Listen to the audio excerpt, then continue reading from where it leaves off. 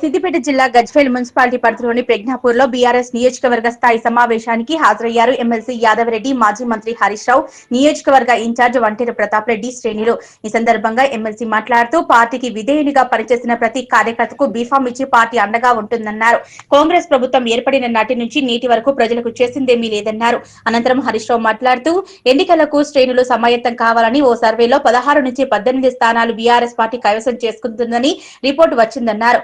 ఎట్లా ఉన్న తెలంగాణను రేవంత్ రెడ్డి ఎట్లా చేసింది అనేది ప్రజలకు వివరించాలన్నారు. కేసీఆర్ ఉన్నప్పుడు చెత్తబండి ఎలా వస్తుండే, నీళ్లు ఎలా వస్తుండే ప్రజలకు వివరించాలన్నారు. కనీసం ఊర్లలో చెత్త ఎత్తే పరిస్థితి కనబడటం లేదన్నారు. 12,000 ఉద్యోగాలు మాత్రమే కాంగ్రెస్ పార్టీ ఇచ్చిందని చెప్పింది 2 లక్షలని అన్నారు. అశోక్ నగర్ లో రాహుల్ గాంధీతో చెప్పించి ఓట్లు వేయించుకున్నారన్నారు. రాహుల్ గాంధీ ఢిల్లీలో పడ్డాడు. రేవంత్ రెడ్డి పోలీసు వాళ్ళను పెట్టుకుని తిరుగుతుండు. పెన్షన్ల పేరుతో మోసం చేశాడు. 20 నెలల్లో 2 నెలల పెన్షన్ ఎగ్గొట్టారు. రైతులను కాంగ్రెస్ ప్రభుత్వం మోసం చేసిందన్నారు. నేడు ఎరువుల కోసం చెప్పులు, పాస్బుక్లు లైన్లలో పెట్టుకునే పరిస్థితి వచ్చిందన్నారు. 11 విడతల్లో 74,000 కోట్ల రూపాయలు రైతు బంధుకు నిధులు కేసీఆర్ ఇచ్చిండు. పార్లమెంటు ఎన్నికలకు 1 పంచాయతీ 1 రైతు బంధు ప్రభుత్వం ఇచ్చిందన్నారు. కేసీఆర్ నాట్లకు వేస్తే రేవంత్ రెడ్డి ఓట్లకు ఇస్తున్నారు. ఇచ్చిన మాట తప్పినందుకు రేవంత్ రెడ్డి నిన్ను ఓడగొడుతున్నామని తెలిపారు. రైతు బీమా, రైతు బంధు నీళ్లు ఇవ్వనందున ఎందుకు కాంగ్రెస్ పార్టీకి ఓటు వేయాలో ప్రజల చర్చ పెట్టాలన్నారు. కాంగ్రెస్ వచ్చాక బాగుపడింది మోటార్ వెడ్డింగ్ దుకాణం తప్ప ఎవరు బాగుపడలేదన్నారు. కనీసం వానలకు కొట్టుకుపోయిన రోడ్లు పోసే నాదుడు లేదన్నారు. గజ్వేల్ ప్రతిష్టను పెంచింది కేసీఆర్, బీఆర్ఎస్ఏ అన్నారు. సర్వశక్తులు పెట్టి కార్యకర్తలను, శ్రేణులను తమల్ని గెలిపించుకుంటుందన్నారు. గజ్వేల్ లో వసూలు పెట్టుకుని సెటిల్మెంట్లు తప్ప గజ్వేల్ లో ఏం చేయలేదన్నారు. ఫీల్డ్ అసిస్టెంట్లకు జీతాలు, రేషన్ డీలర్లకు కమిషన్లు రాక 4 నెలలు అవుతుందన్నారు. గెలిచిన తర్వాత కేసీఆర్ తో శ్రేణులకు మంచి దావతు పెట్టిస్తానన్నారు. మీతో కలిసి ప్రజల్లోకి తాను కూడా తిరుగుతానని తెలిపారు.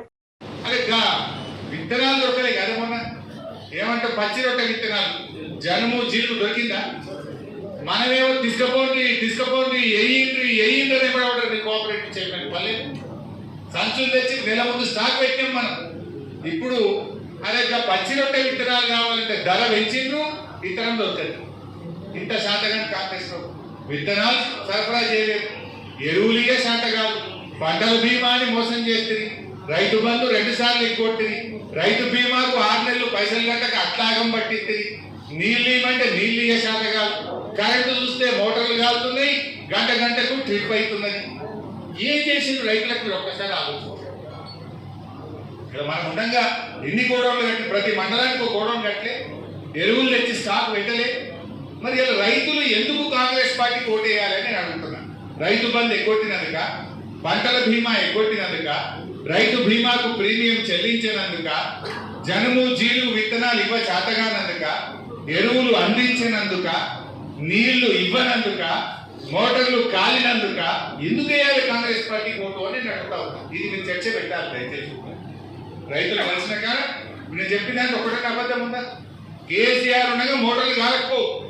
మీరు ఊర్లలో చూడండి, మోటార్ వైండింగ్ దుకాణాలు మళ్ళీ చాలా దుకాణం అయిన ఒక టీఆర్ఎస్ కార్యకర్త ఉన్నాడు, మనోడే నాకు చెప్తుంది. అన్నా అప్పుడైతే కిరాకి లేదు, కిరాయి కూడా వెళ్ళకపో, ఇప్పుడు ఫుల్ అన్నట్టు. ఈ కాంగ్రెస్ వచ్చినకి ఎవరైనా బాగుపడ్డాడంటే ఒక కరెంట్ మోటార్ వైండింగ్ దుకాణంలో లోపల బాగుపడ్డాడు. ఎవరికి కిరాకి లేదు. నేను గజ్వేల్ రాగా చూసుకుంటూ వచ్చింది, 100 టూలెట్ కోట్ ఉండేది. అన్ని దుకాణాలు ఎత్తిపోతున్నాయి, ఒక మోటార్ వైండింగ్ దుకాణం మాత్రం తెస్తుంది. ఎందుకంటే మోటార్లు బాగా కాలిపోతుంది, కరెంట్ సైడ్కి వస్తుంది. కాంగ్రెస్ వచ్చినాక రివర్స్ అయిపోయింది మొత్తం. మీకు ఒకసారి గుర్తుందో లేదో పాతది నేను యాడ్ చేస్తా. కేసీఆర్ ముఖ్యమంత్రి ఉన్నప్పుడు చంద్రబాబు నాయుడు ఆంధ్రలో మాట్లాడి వస్తారు. అదే ఒకప్పుడు ఆంధ్రలో ఎకరం అంటే తెలంగాణలో 10 ఎకరాలు వచ్చు, కానీ 10 ఏళ్ళ కేసీఆర్ ముఖ్యమంత్రి అయినాక ఇప్పుడు తెలంగాణలో ఎకరం అంటే ఆంధ్రలో 10 ఎకరాలు వస్తుంది అని ఎవరన్నారు? చూసిండ్రా మీరందరూ?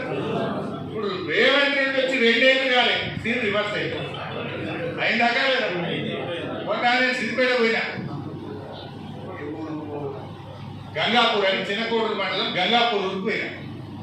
ఒక మన కార్యకర్త చనిపోతే మాట్లాడించడానికి పోయినా. కొద్దిసేపు మాట్లాడినాక కూర్చున్నాను. ఏం సంగతి అన్నాక ఎరువులు ఈ బాధలు అని చెప్పుకుంటా, ఎవడైనా లగ్గం ఉండి అమ్ముకుందామంటే భూగంపలే సార్. ఏమైతుందంటే 40 లక్షలకి అడుగు తీయలేదు, ఇప్పుడు 20 కింద పడ్డప్పుడు కూడా వస్తలేదు. అంటే ఇప్పుడు ఏమైంది? సీన్ రివర్స్ అయింది. ఆడ చంద్రబాబు నాయుడు అయింది, రేవంత్ రెడ్డి అయింది. ఇప్పుడు ఏమైతుంది? ఇప్పుడు మళ్ళా ఆంధ్రలో ఎకరం అంతా తెలంగాణలో 2 ఎకరాలు అయిందా లేదా? గజ్వేల్లో మీ అందరికి అనుభవం ఉంటుంది. రేట్లు తగ్గినాయా పెరిగినాయా? ఇంకేమైంది? దోశ ఎన్నికలకు బేరాలు బంధు కాళ్ళు గుసుకపోతున్నారు, మోటార్ సైకిల్ లేవు, దుకాణాలు బంద్ అయిపోయినాయి, డీజిల్కు పైసలు లేవు, బేరాలు లేవు, కొత్తగా ఇంటి కట్టేవాడు లేడు, రాజమన్నటోడు లేడు, ఎవడన్నా అవసరం పడి భూమి అమ్ముకుందాం అంటే కొనే దిక్కు లేదు. నిజమేనా? ఇది రేవంత్ రెడ్డి పాలన. ఎవరు తృప్తిగా ఉన్నారు? ఎవరికి నువ్వు మేలు చేసినావు? సీన్ రివర్స్ అయిందా లేదా? అదే చంద్రబాబు నాయుడు ఆ రోజు ఏమన్నాడు? ఎకరం అమ్మితే తెలంగాణలో ఆంధ్రలో 10 ఎకరాలు అవుతున్నాయి. ఇప్పుడు ఏమైంది? ఎందుకు 2 ఏళ్లలోనే ఎందుకు ఆగమైపోయింది తెలంగాణ? 2 ఏళ్లలోనే ఎందుకు రివర్స్ అయింది తెలంగాణ? పాలన చేతగాక దిక్కుమాలిన మాటలు, దిక్కుమాలిన అక్రమ కేసులు, ఆగమాగం చేస్తే గిట్ల అయిపోతుంది. నాయకుడు కేసీఆర్ అంటే ఎట్లా ఉందో ఇలా ప్రజలకు అర్థమైంది. అందుకే ప్రతి ఒక్కరు కోరుకుంటున్నారు మళ్ళీ కేసీఆర్ ముఖ్యమంత్రి కావాలని కోరుకుంటున్నారు. ఇవన్నీ విషయాలు మీకు తెలియని ఏం కావు. పిల్లల్ని ఎట్లా మోసం చేసిండు, రైతుల్ని ఎట్లా మోసం చేసిండు, మహిళల విషయంలో మీకు బాగా తెలుసు. ఏదంటే బస్సు ఇచ్చిన అంటాడు, ఆ బస్సులో కూర్చుందామంటే కాలు పెడదామంటే జాగలేదు. బస్సుల సంఖ్య తగ్గినాయి బాగా. మహిళలకు ఎన్ని మాటలు చెప్పిండే? ప్రతి మహిళకు నెలకు 2,500 రూపాయలు ఇస్తా అన్నాడా లేదా? ఇప్పుడు 20 నెలలు అయింది అంటే ఒక్కొక్క చెల్లెకు అక్కకు 50,000 రూపాయలు రేవంత్ రెడ్డి పట్టుబట్టాడు. ఓటు అడగాలి ఎవడైనా కాంగ్రెస్ ఓటు పంచాయతీరాజ్ ఎలక్షన్లు అంటే 50,000 వ్యక్తికి అడగమని చెప్పాలి కాదా? 20 నెలలు ఇంటూ 2,500 అంటే 50,000 పట్టుబట్టాడు ఒక్కొక్క. అదేవిధంగా మహిళలకు కేసీఆర్ 1,00,000 రూపాయలు ఇస్తుంటే మేము తులం బంగారం కలుపుతామన్నాడు. బంగారం 1,00,000 అవుతుంది, 1,00,000 1,00,000 2 లక్షలు ఇవ్వాలా వద్దా? ఇచ్చిండా? తులం బంగారం 10,000 ఎక్కుతుంది. మూడో ముచ్చట ఆడపిల్లలకు స్కూటీ ఇస్తాడు, వచ్చిందా? నాలుగో ముచ్చట దవాఖాన పోతే కేసీఆర్ కిట్ ఇచ్చి కడుపు నిండి అన్నం పెట్టి ఇంటికాడ దించిండు. ఉందా కిట్? అది బంద్ అయిపోయింది. ఇట్లా ఏ విషయం చూసినా మహిళలకు వడ్డీ లేని రుణాల గురించి ఏదో బాగా మాట్లాడుతుంది. ఈ విషయం ఐడియా ఉండాలి. 1,00,000 కోట్ల వడ్డీ లేని రుణం ఇస్తా అన్నాడు. ఒక గ్రూప్ 20 లక్షలు అప్పు తెచ్చుకుందనుకో, 20 లక్షలకు వడ్డీ లేని రుణం ఇస్తున్నారా? ఇస్తలేదు. 5 లక్షలకే పరిమితం చేసి, అది పాత ముచ్చిందేనే, కేసీఆర్ ఇచ్చిందేనే, కొత్తగా ఇచ్చేది. కేసీఆర్ ఉన్నప్పుడు కూడా 5 లక్షల వరకు వడ్డీ లేని రుణం ఉన్నది. మనం ఉన్నప్పుడు కూడా ఒక్కొక్క గ్రూప్ 20 లక్షలు 30 లక్షల లోన్లు ఇచ్చినాము. కొత్తగా కాంగ్రెస్ చేసింది ఏమీ లేదు. నిజంగా నువ్వు 1,00,000 కోట్ల వడ్డీ లేని రుణం అంటే ఆ గ్రూప్ 20 లక్షల లోన్ తీసుకుంటే 20 లక్షలకు వడ్డీ లేని రుణం ఇవ్వాలి, 30 లక్షలు తీసుకుంటే 30 లక్షలకు వడ్డీ లేని రుణం ఇవ్వాలి. కానీ వాళ్ళు ఇస్తున్నది గదే 5 లక్షలకు. 2-3 సార్లు నేను ప్రెస్ మీట్ పెట్టి గట్టిగా దబాయించి అడిగిన రేవంత్ రెడ్డిని, సీతక్క నోరు ఇప్పలేదు. నేను అడిగిన ప్రశ్నకు సమాధానం చెప్తలేదు. ఎందుకు? గదే 5 లక్షలు మనం ఇచ్చింది తప్ప కొత్తగా ఇచ్చింది ఏమీ లేదు. పెంచింది మన కేసీఆర్. మరి మనం కూడా గులాబీ జెండా ఎగరాలి, దానికి మీరు కష్టపడి పనిచేయాలి. మేము కూడా శాయశక్తుల ప్రతి మండలం తిరుగుతాం. మిమ్మల్ని గెలిపించుకోవడానికి సర్వశక్తులు పెట్టి పార్టీ మిమ్మల్ని గెలిపించుకుంటుంది. మీరే మాకు ఊపిరి. మీరు కూడా సమన్వయంతో పనిచేయండి. ఒకసారి కేసీఆర్ వచ్చిందనుకో మళ్ళీ మస్తు ఛాన్స్ ఉంటాయి. ఎవరిని ఎంత చేయాలో అందరం కూడా బాగుపడతారు. నువ్వు కొంతమంది ఒకసారి వచ్చి నేను కూర్చుంటే పెట్టి మాట్లాడాను. నువ్వు కేసీఆర్ ఉన్నప్పుడు నెలకు ఏడాదికి ఎంత సంపాదించినావు, ఇప్పుడు ఎంత సంపాదించుకున్నావు అని అంటే అప్పుడు బేరాలు మంచిగా నడిచినాయి అన్న. ఎంత లేదన్నా ఒక్క డీల్ నెల కొట్టి 5-10 లక్షలు వస్తుంటాయి అన్న. మరి ఇప్పుడేమైంది? డీల్ ఎక్కడదన్నా ఇంట్లోకి వెళ్తలేవు వాడు. మరి కేసీఆర్ పాలన వల్లనే కదా నీకు దారం మంచిగా నడిచింది. కేసీఆర్ ఉంటే ఏముండే, ఇవాళ ఏముందో నీకు అర్థమైందా అని అడిగినాను. అవునా, నాకు అర్థమవుతుంది. ఒక మంచి పాలన ఉంటే, ప్రజలు బాగుంటే, వ్యాపారాలు బాగుంటే అందరికీ చేతిగా పంపుతుంది. అందరూ కూడా సంతోషం. మేస్త్రీలు ఉంటారు, 4 ఇల్లు ఇప్పుడు గజ్జల ముప్పటే ఇల్లు కట్టురా. మేస్త్రీలకు కూడా గిరాకీ కమ్మైందా లేదా? సిమెంట్ దుకాణం గిరాకీ కమ్మైందా లేదా? చలాకోనికి గిరాకీ కమ్మైందా లేదా? అందరికి కూడా మేస్తుంది. సో దాని కాక కనబట్టి వసూలు, మట్టి కొడితే వసూలు, పోలీస్ స్టేషన్ పోతే వసూలు, అన్నిటికి రేట్లు అయిపోయినాయి. అదేవా కొత్త పనులే లేవు. వసూలు పట్టీలు, అక్రమ కేసులు, ఇంతకు మించి అవుతుందా? కేసీఆర్ యాడైనా కింద దొరికితే పిటిషన్ పెట్టాలి, వసూలు పట్టాలి, పంచాయతీలు సెటిల్ చేయాలి. ఇదే కదా జరిగింది. ఏమైనా జరిగిందా? దయచేసి మీరు ఆలోచన చేయండి. మన ఎంపీపీ మాట్లాడడం, మన జడ్పీటీసీ గట్టిగా మన కార్యకర్తల్ని కాపాడుకోవడం. అందువల్ల మనం అన్ని గెలవాలి, అన్ని మండలాలు గెలవాలి. అందరూ కూడా సహకరించాడు. 4 ఏళ్ళే మంటవి ఉన్నారు వాళ్ళు వద్దనే మనకు పనిచేస్తారు. బీఆర్ఎస్ చేయరా? 4 నెలల నుంచి జీతం రాకపోతే కడుపు కాలితే ఎవడుకుంటాడే? టెక్నికల్ అసిస్టెంట్లు కావచ్చు, ఫీల్డ్ అసిస్టెంట్లు కావచ్చు, ఏపీఓలు కావచ్చు, 4 నెలలే జీతాలు రాక మొన్నటిదాకా ఆ ఊడ్చేట వాళ్ళ సఫాయిలో 3 నెలలే జీతాలు రాక వాళ్ళు తిట్టుడే. ఈ రకంగా ఎవరిని చూసినా రేషన్ డీలర్ల కమిషన్ దాకా 4 నెలలే అవుతారు. వాళ్ళు ఫుల్ నారాజు అవుతారు. వీళ్ళు కదిలిస్తే వాళ్ళు బాధ పెట్టారు. ఆశా వర్కర్లకు కదిలింది అన్న మొన్న కలిసి ఉన్నప్పుడు ఎంత మంచిగా ఉంటే సార్ ఆరోగ్యం ఆగబెట్టిన సార్ అంటే ఉన్నప్పుడు విలువ తెలియదు తల్లి, ఏదైనా మనిషి లేనప్పుడే విలువ తెలుస్తుందని నేనండి. అవుగా ఇప్పుడు అర్థమవుతుంది అన్న. 12,000 మంది ఒక్క ఊరికి వేసిందే పెట్టుకుంటాను. ఒకటే ఊరికి వేసింది, అది కూడా 10,000 మందికి ఇచ్చింది. ఉపాధి హామీ పోయేటోళ్ళంతా తీయాలి కదా, ఒకరికి ఇచ్చిండ్రు, అది ఒక్క ఊరికి ఇచ్చిండ్రు. కోట్లు రావాలి. పోయినసారి వానకాలం ఇచ్చిండ్రు, వ్యాసంగి కొట్టించింది. ఒకటేసారి ఇచ్చుడు ఏదైనా. రైతు బంధు 2 సార్లు ఇచ్చుడు, 2 సార్లు ఎక్కువ. సన్నవడ్లకు ఒక్కసారి ఇచ్చుడు, ఒక్కసారి ఎక్కువ. ఆత్మీయ భరోసా అంటే ఒక్క ఊరికి ఇచ్చుడు, అన్ని ఊర్లకు ఎక్కువ. రైతు రుణమాఫీ అంటే చేసింది 30 పైసలు, ఎక్కువట్టింది 70 పైసలు. ఏ ఊళ్ళకన్నా ఓన్లీ రుణమాఫీ కానీ ఉంటారా ఉంటారా?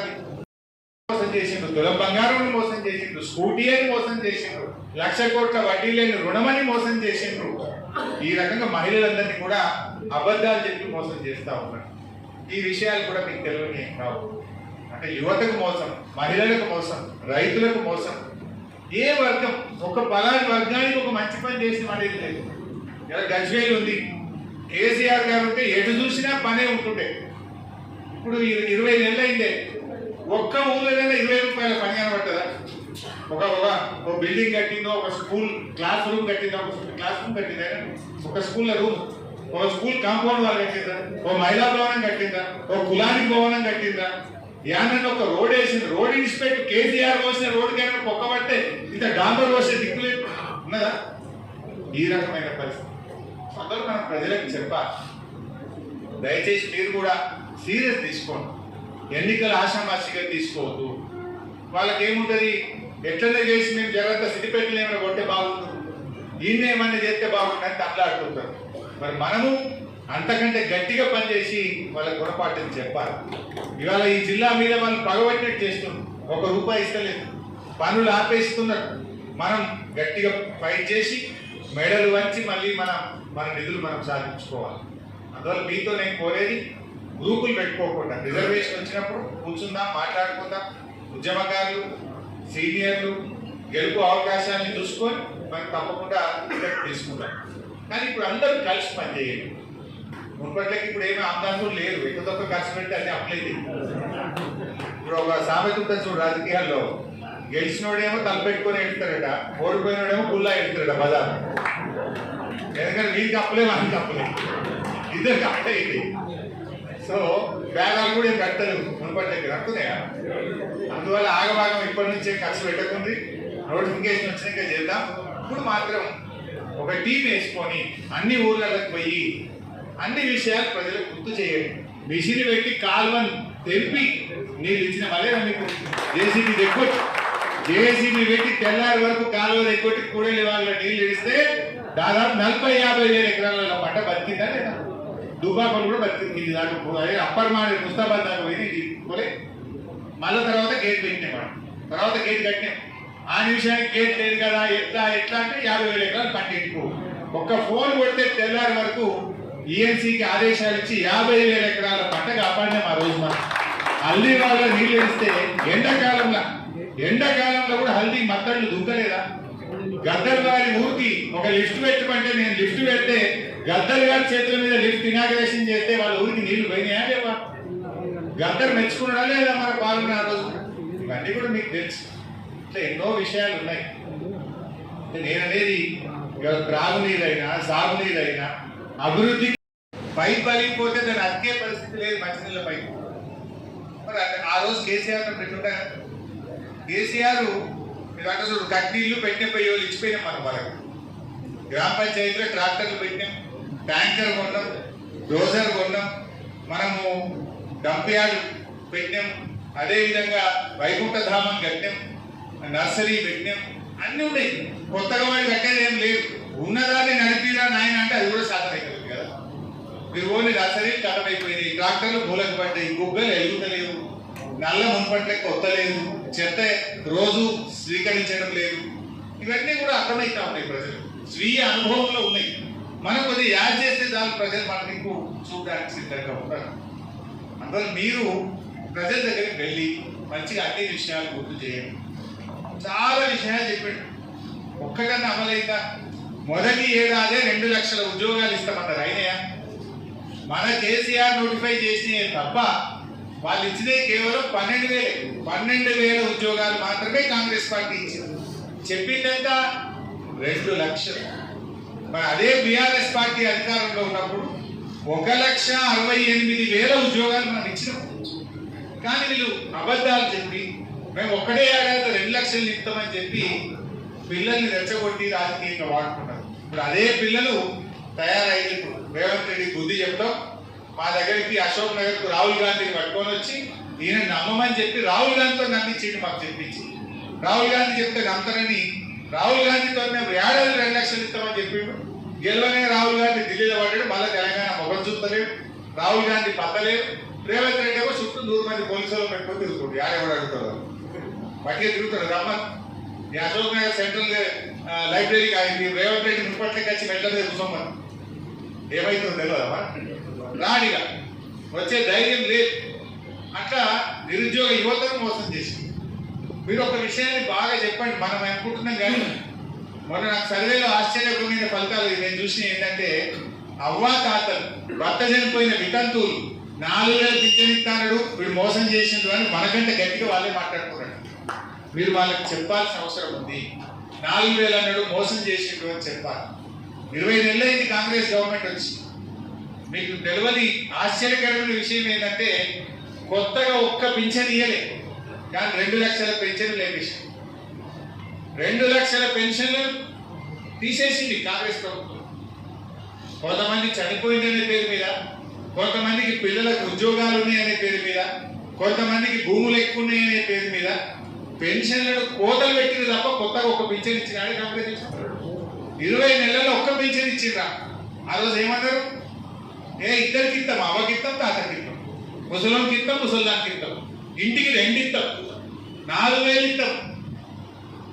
మరి 4,000 దిక్కు లేదు, ఇంటికి 2 దిక్కు లేదు. భర్త చనిపోతే వితంతువురాలకి కొత్త